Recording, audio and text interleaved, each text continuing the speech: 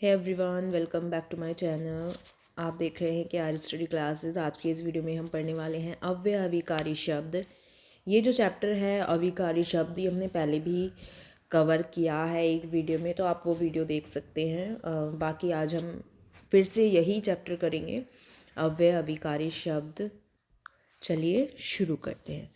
जैसे कि आपने पहले देखा होगा कि संज्ञा, सर्वनाम, विशेषण और क्रिया शब्दों का जब जब हमने उन्हें पढ़ा तो आपने देखा होगा कि इन शब्दों के जो रूप हैं उनमें परिवर्तन होता है।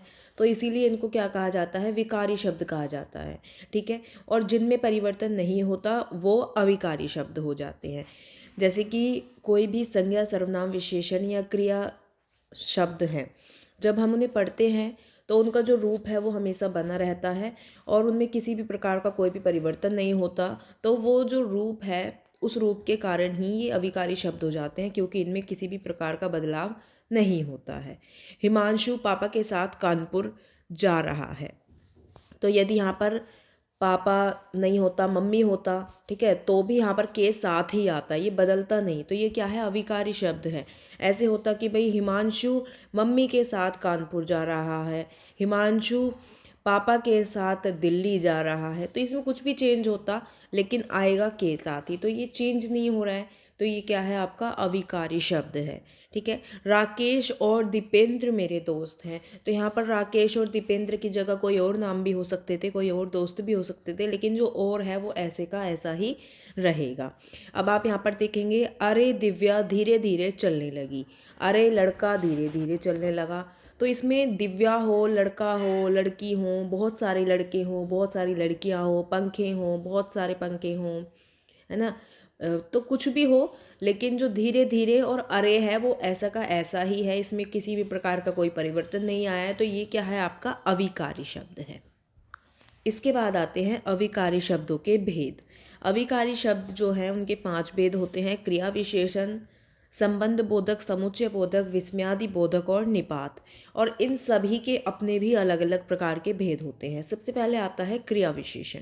क्रिया विशेषण क्या है? वो शब्द जो क्रिया की विशेषता बताते हैं वो सब क्या है? क्रिया विशेषण होते हैं। जो भी क्रिया की विशेषता बताता है वो क्रिया विशेषण कहलाता है। जैसे हवा मंद मंद चल रही है, तो मंद मंद यहाँ पर विशेषता बताई गई है। ठीक है। तुम वहाँ क्या कर रहे हो? मैं कल मुंबई जाऊँगा। इसके बाद आते हैं क्रिया विशेषण के भेद। अब जो क्रिया विशेषण है उसके भी 4 भेद होते हैं: रीतिवाचक, कालवाचक, स्थानवाचक और परिमाणवाचक क्रिया विशेषण। सबसे पहले आता है रीतिवाचक। इसमें क्या है? जब भी किसी ढंग या रीति की बात होती है, यानी कि ढंग या रीति की विशेषता का बोध होता है, तो वो सब क्या है? रीतिवाचक क्रिया विशेषण हो जाता है। जैसे कि विपुल ने मम्मी की बातें ध्यानपूर्वक सुनी। तो ध्यानपूर्वक क्या है? यहाँ पर एक ढंग है, एक रीति है। पापा आश्चर्य से मम्मी को देख रहे थे। तो ये क्या है? यहाँ पर ढंग या रीति की बात हो रही है, इसीलिए ये रीतिवाचक विशेषण है। उसके बाद आता है कालवाचक। कालवाचक किसी भी समय की बात हो रही है, जो क्रिया का समय है उसकी बात हो रही है, तो ये क्या है? कालवाचक क्रिया विशेषण। प्रिया अपने दादाजी के साथ प्रतिदिन घूमने जाती है।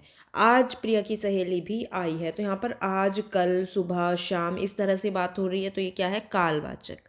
उसके बाद आता है स्थानवाचक। नाम से ही पता चलता है कि जब भी क्रिया विशेषण शब्द जिनमें क्रिया के स्थान की विशेषता का बोध होता है, यानी कि स्थान की बात होती है, वो क्या है? स्थानवाचक क्रिया विशेषण हो जाते हैं। जैसे कि उसने कहा, तुम कहाँ जा रहे हो? बेटे ने इधर उधर देखा, आसपास कोई नहीं था। उसके बाद है परिमाणवाचक क्रिया विशेषण। इसमें किसी भी प्रकार की मात्रा है, कोई भी नाप तोल है, इन सब की विशेषता जब बताई जाती है तो ये परिमाणवाचक क्रिया विशेषण होते हैं।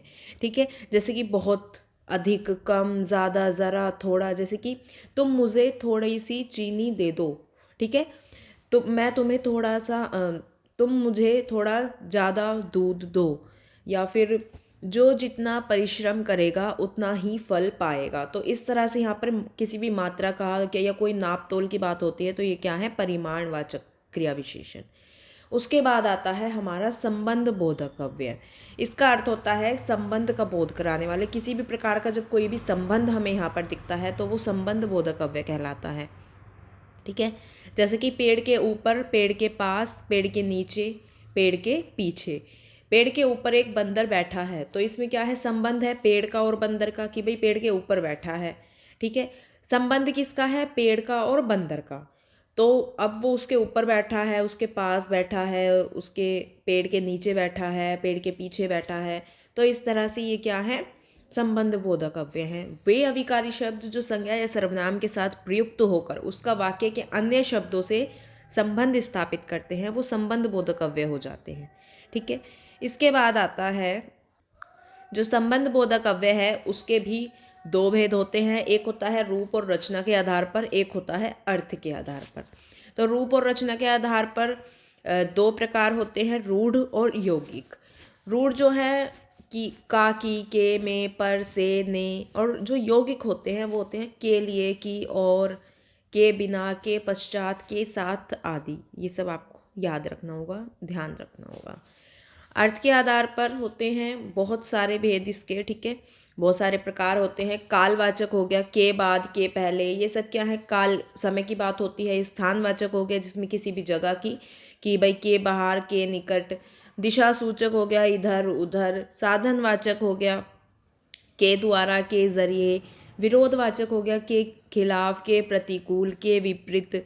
ठीक है, तुलनावाचक हो गया, आप किसी की तुलना कर रहे हैं, अपेक्षा, आगे, की अपेक्षा, के आगे। उद्देश्य सूचक हो गया, के लिए, के निर्मित, की खातिर। उसके बाद है सहचर बोधक, के साथ, के संग, के समेत। समानतावाचक, के समान, के बराबर, के तुल्य, की तरह। विषयवाचक, के विषय में, के बारे में, ये सब आदि। ठीक है, ये सब अर्थ के आधार पर जो है भेद होते हैं।